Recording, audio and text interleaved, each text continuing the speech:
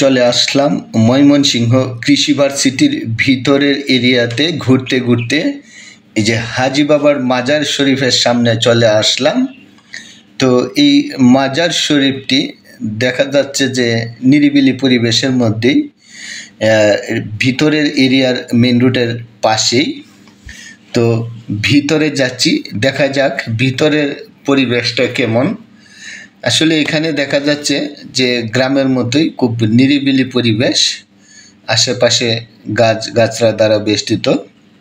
তো কোলাহল মুক্ত পরিবেশ, গ্রাম বাংলার চিরসবুজের যে আমাদের এই বাংলার মাটি, আসলে যে সোনার চেয়ে কাঠি, যেখানে আসা যায় সেই দিকেই চিরসবুজে ঘেরা। তো আমরা এখন ভিতরের অংশটা দেখব, সেটা কেমন নিজেও ঘুরে ঘুরে দেখব, আপনাদেরকেও ঘুরে ঘুরে দেখাচ্ছি। আমার জানা ছিল না যে এই ময়মনসিংহ কৃষি ভার্সিটির এরিয়ার ভিতরে যে কোনো মাজার আছে। তো এইদিকে আমার পূর্বে আসা হয়েছিল, কিন্তু এইদিকে আসা হয় নাই।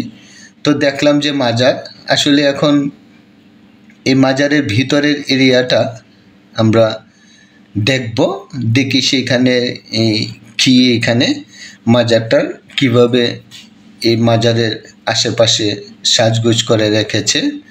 তো এই যে এই ঘরটি হচ্ছে পুরো মাজারের মূল মাজারের ঘর।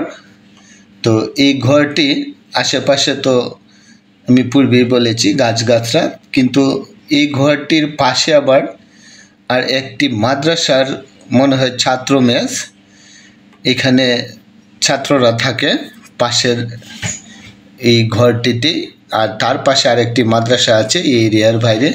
তো যাই হোক, এখন আমরা এই মূল মাজারটিতে চলে আসছি। দরজাতে গ্লাসের দরজা, তো কিছুটা দেখা যাচ্ছে। তো এই বাহিরের এরিয়াটি দেখাচ্ছি, এখন ভিতরে এরিয়াটি দেখার জন্য এখানে যিনি দায়িত্বে আছেন ওনাকে বললাম একটু দেখানোর জন্য। তো ওনা দরজাটা খুলে দেখিয়ে দিচ্ছে। তো আসলে নিরিবিলি পরিবেশ, খুব সুন্দর করে গুছিয়ে রেখেছে, নিট অ্যান্ড ক্লিন, শান্তশিষ্ট নিরিবিলি পরিবেশ। আসলেই যে কোনো কবরের পাশে আসলেই আসলেই মানুষের জীবনটা যে ক্ষণস্থায়ী চিরস্থায়ী নয় সেইটি মনে পড়ে যায়। আসলেই মানুষ মাত্রই মরণশীল, এই জন্য বলা হয়েছে যে এই পৃথিবীতে কেউ চিরকাল বেঁচে থাকবে না। তো এই জন্যই আমরা সকলে ভালো কাজে এগিয়ে আসি, মন্দ কাজ থেকে বিরত থাকি।